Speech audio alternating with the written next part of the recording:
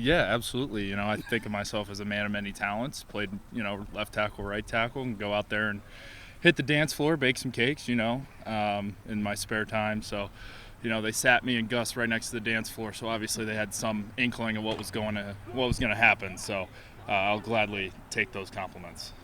Any any reason for the shaved heads amongst some of your teammates? Yeah, just trying to keep morale up. Obviously, camp's a grind, so that was something Gus and I had talked about doing all summer. And I showed up on report day, and sure enough, he was bald. So I went home and asked Payne if he would do it with me, and sure enough, a couple other guys joined us. So we're just trying to keep the mood up and keep morale going. Are you keeping it, or are you letting it grow back? I think my plan is to let it grow all season, so we'll see. Not sure if there'll be many haircuts between now and the end of the year, so we'll go the complete opposite direction. There's a big mustache too, right? Yeah, I think Aiden definitely started that. He's been going with that for a while.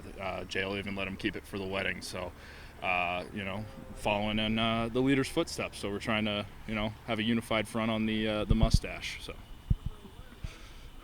On the field, Eric, you've been obviously with the number ones at left tackle. You bring a lot of experience.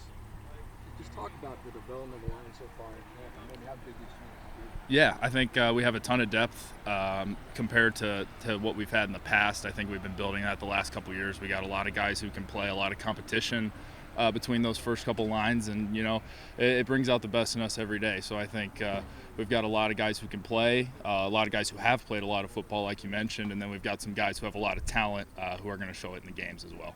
Just the most experience when you factor in the transfers that maybe the offensive line has had in a while? In a long time, I would say probably since 2018. Obviously, that was my first year here, and we had a lot of fourth and fifth year guys and some transfers then as well. So bringing in guys like DJ and Sione who've played a lot of football brings a lot of knowledge to our group, and those guys are coming along as well. So I definitely think we have a lot of experience and more than we've had kind of in the past.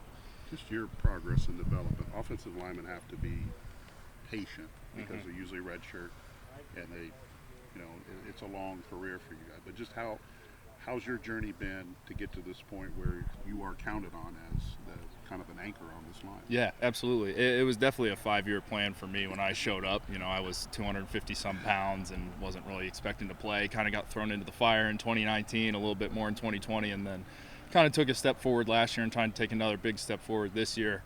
Got a lot healthier in the off season, had the shoulder surgery and then had thumb surgery as well. So feeling the best that I have in a while, and just a lot stronger. I think I did a lot more mobility this off season because I couldn't lift as much. So trying to work on hip mobility, things like that, and just trying to work on different ways to improve. What makes you and Spencer a good combo on the left side?